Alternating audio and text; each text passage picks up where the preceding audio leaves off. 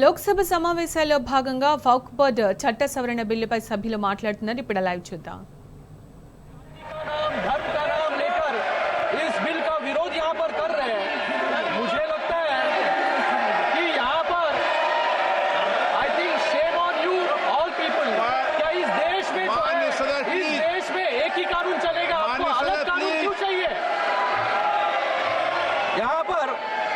इस बिल को लाने का मकसद एक ही है, ट्रांसपेरेंसी और अकाउंटेबिलिटी। मुझे लगता है कि जिस तरीके से इन्होंने पूरे देश में संविधान के नाम पर भ्रम फैलाने का काम किया, फिर से आज इस बिल के नाम पर जो है भ्रम फैलाने का काम ये ऑपोजिशन पार्टीज यहाँ पर कर रहे हैं। यहाँ पर जो बहुत सभी लोग सेक्युलरिज्म के बारे में बात कर रहे हैं, यहाँ पर मुझे लगता है कि मैं इनको याद दिलाना चाहूंगा कि इनकी जब सरकार थी तभी महाराष्ट्र के मंदिरों पर शिरडी हो, महालक्ष्मी हो, कोल्हापुर का महालक्ष्मी हो, तुळजापुर हो, वहां पर एडमिनिस्ट्रेटर बिठाने का काम भी इन्होंने किया था। तभी इनको पता नहीं, इनको याद नहीं आया, तभी इनको सेक्युलरिज्म याद नहीं आया, तभी इनको फेडरलिज्म याद नहीं आया। लेकिन आज इस देश में जब एक कानून से ये देश चलेगा तो अलग कानून की जरूरत यहाँ पर क्यों है? यहाँ पर जुडिशरी पे, यहाँ पर कोर्ट पर इनको विश्वास नहीं है। मैं यहाँ पर इन लोगों को यह भी याद दिलाना चाहूंगा, इस बिल में महिलाओं को, मुस्लिम महिलाओं का रिप्रेजेंटेशन भी यहाँ पर देने का काम सरकार ने किया है। मैं इनको 1986 में लेके जाना चाहूंगा कि जब शाहबानो को इस सदन ने न्याय देने का काम किया, उस न्याय को छीनने का काम, मुस्लिम महिलाओं को पीछे ढकेलने का काम भी इन्होंने किया, इन्हीं कांग्रेस ने किया। और आज ये यहाँ पर बात कर रहे हैं कि कलेक्टर को पूरी अथॉरिटी यहाँ पर दी जाएगी। मुझे लगता है कि ये देश जो है एक कानून पे चलता है। यहाँ पर इस देश में अलग अलग, जब भी 370 हटाया गया कश्मीर से तभी भी इन्होंने विरोध किया, जब भी 3 तलाक हटाया गया तभी भी इन्होंने विरोध किया, और आज फिर से जो है यहाँ पर विरोध करने का काम कुछ सर खत्म कर रहा हूँ, चुनिंदा लोग यहाँ पर कर रहे हैं। मुझे नहीं लगता है आज इस बिल को लाने की जरूरत क्यों थी। एक तो ये जो वक्फ है वो 3rd लार्जेस्ट लैंड होल्डर है पूरे देश में।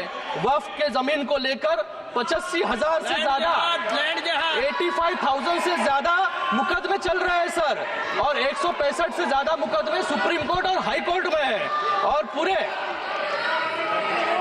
हाई कोर्ट में। मुझे लगता है कि इन सभी को वक्फ पे कुछ अच्छा डेवलपमेंट हो, अच्छे स्कूल्स बने, कॉलेज बने, अस्पताल बने, ये इनको नहीं चाहिए।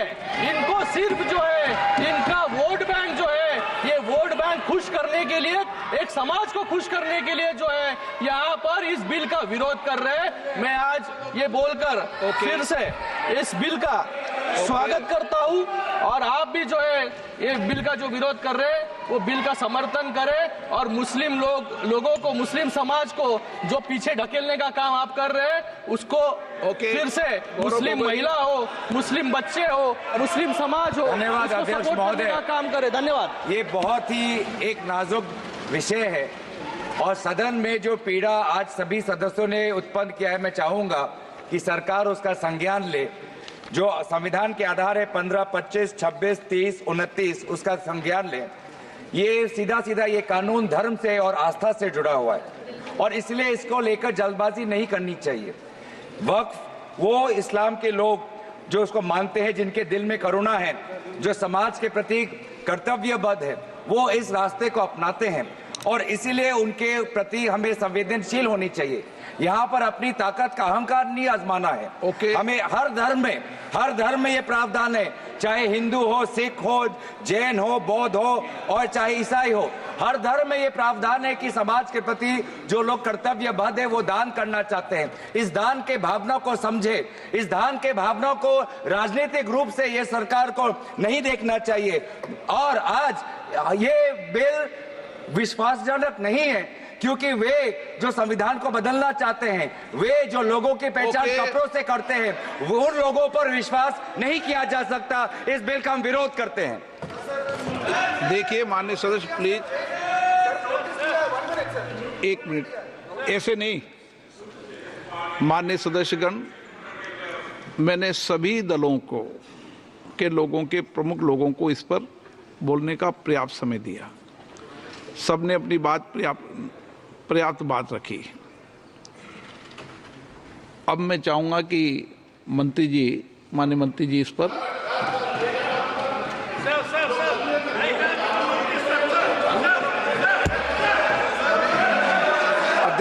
आदरणीय अध्यक्ष महोदय जी,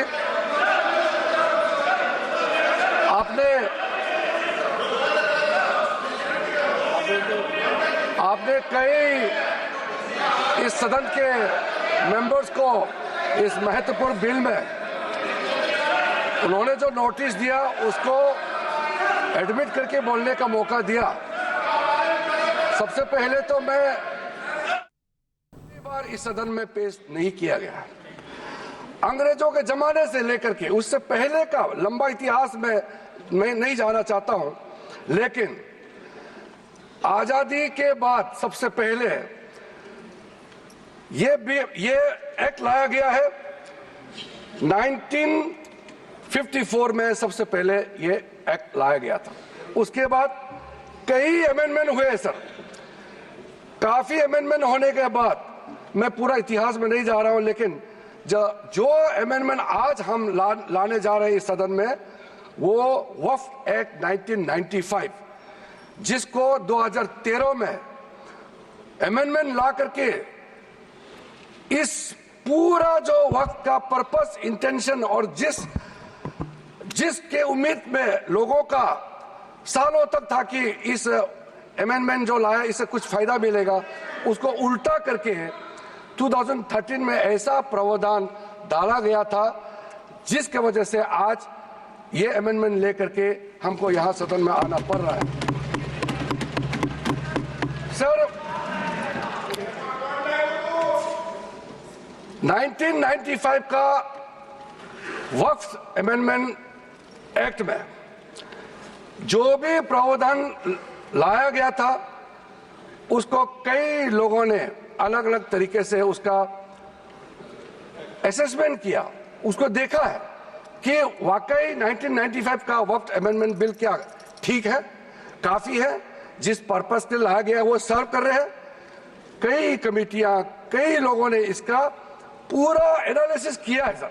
मैं उसका आपके सामने में अभी रखूंगा, लेकिन ये पाया गया है कि 1995 का वक्फ अमेंडमेंट एक्ट ये बिल्कुल असक्षम रहा है और जिस पर्पस के लिए एक्ट लाया गया है वो पर्पस सर्व नहीं हो रहे थे और कई गलतियां, कई खामियां इसमें पाया गया है। उसके लिए कुछ कदम उठाया गया है। मैं आज इस सदन में आपके माध्यम से खास करके कांग्रेस पार्टी को कहना चाहता हूं, ये अमेंडमेंट आज सरकार इस सदन में ला रहे हैं, ये एक तरीके से आप लोगों ने जो भी कदम उठाया है, आप लोगों ने जो भी चाहा है, वो आप नहीं कर पाया, वही चीज करने के लिए हम आज ये अमेंडमेंट प्रपोज किया गया है। अब जब मैं इसका विवरण दूंगा तो आप बिल्कुल सहमत होगा मैं जो आपके सामने में बात रख रहा हूं। और दूसरी बात, इसमें हम लोग सब चुने हुए प्रतिनिधि हैं। मैं अपना बात तर्क रखने से पहले ही बताना चाहता हूं, इस बिल का समर्थन कीजिए, करोड़ों लोगों का दुआ मिलेगा। अगर आप विरोध करोगे, चंद लोगों ने पूरा वक्फ बोर्ड को कब्जा करके रखा हुआ है और आम मुसलमान लोगों को जो न्याय इंसाफ नहीं मिला उसको सही करने के लिए ये बिल लाया गया है। इतिहास में दर्ज होगा कि ये बिल को कौन कौन समर्थन किया है और किसने विरोध किया है, ये इतिहास में नाम दर्ज होगा। इसलिए इस बिल का विरोध करने से पहले आप सोचिएगा करोड़ों गरीब महिलाओं का, बच्चों का, गरीब मुसलमानों का।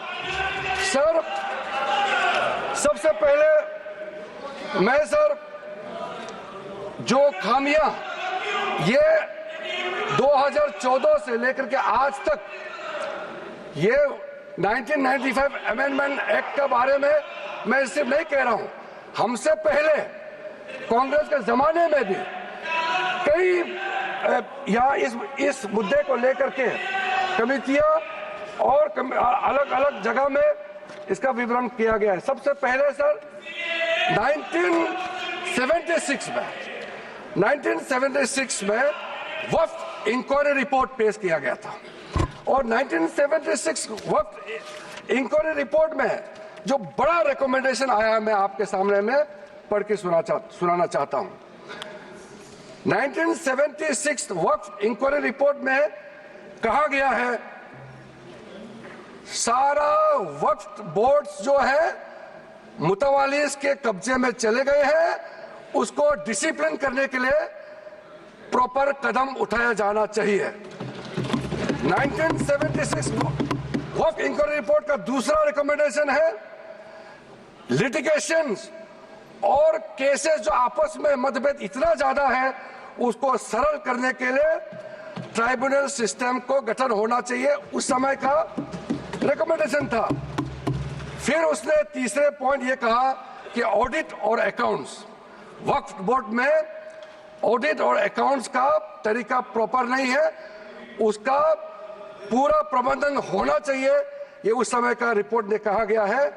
और आखिरी में it recommended the reforms in the category of वक्फ अल औलाद, बच्चों के लिए जो हम वक्फ देते हैं उसको सुधार लाना चाहिए, ये 1976 का रिपोर्ट में कहा गया है। उसके बाद सर जो हम आज थोड़ा विस्तार में जिसको मैं बताना चाहता हूं, दो कमेटियों के बारे में। ये दो कमेटी कांग्रेस के समय में ही बनाया गया था। सबसे पहले high level committee under justice Rajendra Sachar, ये सर 9 मार्च 2005 में गठन किया गया था। यूपीए का सरकार आ चुके थे और ये स्पेसिफिक मुसलमानों के लिए, उनके वेलफेयर के लिए ये गठन हुआ। और सच्चर कमेटी का जो रिपोर्ट है ये हम सब मालूम है, मैं सिर्फ रेलेवेंट पोर्शन आज इस सदन में बताना चाहता हूं। सच्चर कमेटी का जो पहला रिकमेंडेशन है इसमें कहा गया है एनुअल इनकम जितना वक्फ बोर्ड का प्रॉपर्टीज है 4.9 लाख रजिस्टर्ड वक्फ प्रॉपर्टीज, ये सिर्फ 163 करोड़ ही आमदनी जनरेट होता है। ये किसी भी रूप से जस्टिफाई नहीं किया जा सकता है और इसको एफिशिएंट तरीके से, मार्केट तरीके से, जिस तरीके से मैनेज होना चाहिए सारा वक्फ प्रॉपर्टी को, अगर सही माने में उस समय उन्होंने कहा, उस सच्चर कमेटी ने, तो उस समय 12,000 करोड़ रुपया पर एनम मिलता है और उस समय जनरेट हो रहा था 162 करोड़। लेकिन मैं साथ साथ ये भी कहना चाहता हूं, क्योंकि वो कमेटी की रिपोर्ट है और मैं माइनॉरिटी अफेयर्स का मंत्री होने के नाते जो हम लोगों ने स्टडी किया है,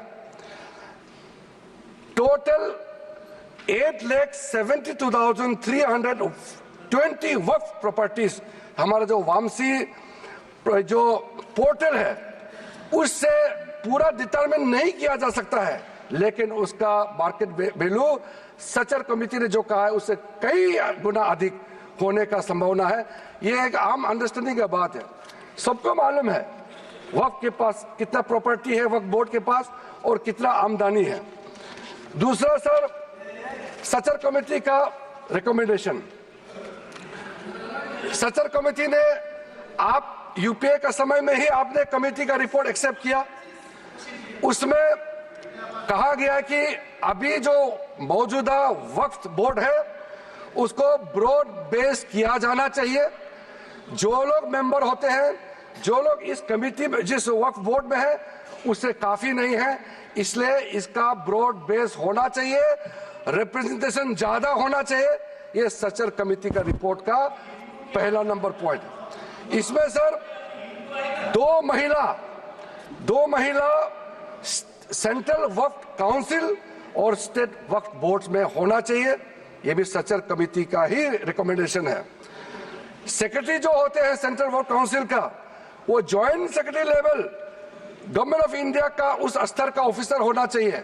उसमें अंडर सेक्रेटरी का जूनियर ऑफिसर लेवल जो बनाया है उसको आप रैंक को जॉइंट सेक्रेटरी लेवल तक उसको उठाना चाहिए। ये उसी कमेटी का रिपोर्ट में आया है। और जो स्टेट में वक्फ बोर्ड है उसमें क्लास 1 ऑफिसर होना चाहिए। सचर कमेटी ने सीधा सीधा ये कहा है कि प्राथमिकता महिलाओं और बच्चों को दिया जाना चाहिए। हम आज का जो बिल आपके सामने में पेश कर रहे हैं ये उसी सचर कमेटी का रिपोर्ट के अनुसार 100% हम यहाँ आपके सामने में लाया जा रहा है। और आपको तो खुश होना चाहिए, ये कमेटी आपने बनाया सर। सर ये सर हमने शांति से इनकी बात सुना। अध्यक्ष महोदय जी, ये सीनियर मेंबर है, इस तरह से बीच बीच में उठ के बोलना ठीक बात नहीं है। आपको तो नियम मालूम है सर। दूसरा कमेटी जॉइंट पार्लियामेंट्री कमेटी, जो जॉइंट पार्लियामेंट्री कमेटी कॉन्स्टिट्यूट किया गया है, जिसका अध्यक्षता के रहमान खान जी उस समय कैबिनेट मिनिस्टर भी रहे, माइनॉरिटी अफेयर्स मिनिस्ट्री का भी मंत्री रहा है, उनके डिप्टी स्पीकर भी रहा, डिप्टी चेयरमैन राज्यसभा में रहा है, और उन्हीं के अध्यक्षता में पूरा पार्टी के सदस्य हमारा भारतीय जनता पार्टी से भी मेंबर थे। उस जेपीसी में सर सीधा वक्फ बोर्ड के बारे में कहा गया है कोई इंफ्रास्ट्रक्चर ठीक तरीके से नहीं है, वहां मैन पावर टोटली इनसफिशिएंट है, इनकम्पिटेंट है, और फंड इतना कम है, सही मैनेज नहीं किया गया है। इस तरीके से वक्फ बोर्ड नहीं चल सकता है। दूसरा, मुतवालीस के बारे में कहा है कि लगता है सारा वक्फ बोर्ड का ध्यान किसको मुतवाली बनाना है और उसको कैसे हटाना है इसी में केंद्रित है, इसलिए इसका प्रावधान को हटाना चाहिए। फिर कहा गया है डॉक्यूमेंट, महत्वपूर्ण डॉक्यूमेंट जितने भी हैं उसको प्रॉपर से मेंटेन करने का भी प्रावधान वक्फ बोर्ड में नहीं है, उसको किया जाना चाहिए। और वक्फ बोर्ड मौजूदा जितना है देश भर में उसको फिर से सर्वे होना चाहिए, और गरीब मुसलमानों के लिए और वक्फ बोर्ड का अपना अंदर में सही चीज का, चाहे वो लीगल मैटर हो और कोई भी चीज हो, उसका एक्सपर्ट्स, लॉयर्स, वहां उनका एक्सपर्ट लोगों का और भी लोगों को अंदर लाने का जरूरत है ताकि वो ज्यादा चुरुस्त दुरुस्त हो सके।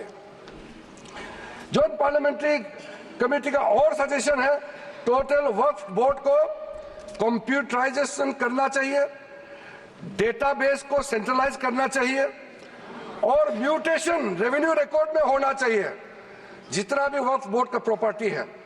ये सचर कमेटी ने और ये जॉइंट पार्लियामेंट्री कमेटी ने रिकमेंड किया। और सर आप सबको भी एक बार वो कमेटी का रिपोर्ट मैं आपको ही दे देता हूं ताकि आप भी पढ़े फिर से। और सर टोटल जो 1995 वक्फ एक्ट को फिर से मजबूती से रीलुक करना चाहिए, ये जॉइंट पार्लियामेंट्री कमेटी का ही रिपोर्ट है। और एक आपने अपॉइंट किया, अब देखिए जॉइंट पार्लियामेंट्री कमेटी का मेंबर, आपको मैं मेंबर का नाम भी दे देता हूं, चेयरमैन का तो नाम मैंने बता दिया, आपका वरिष्ठ नेता थे, आपने अपॉइंट किया। ये सारा रिकमेंडेशन आज आप तो हमको शाबाशी देना चाहिए, जो आप नहीं कर पाया वो हम ला रहे हैं सदन में। सारा का सारे प्रॉब्लम, सारा का सारा सजेशन ये उस समय सबको मालूम कर चुके हैं। इसलिए सर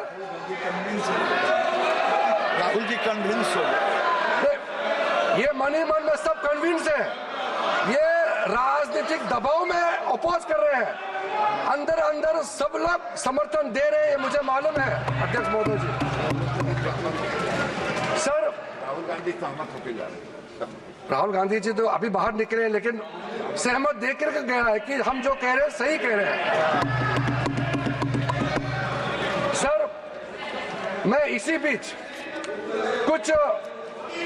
कुछ इंडिविजुअल केसेस और कंसल्टेशन जो हम आज बिल लाया है, कुछ सदस्यों ने कहा है कि और कंसल्टेशन होना चाहिए था। आपको मैं दावे के साथ बताना चाहता हूं, जितना कंसल्टेशन प्रोसेस पिछले 10 सालों में किया गया है, आज तो किसी सरकार ने इतना स्टेक होल्डर से कंसल्टेशन प्रोसेस नहीं किया है। मैं आपको बता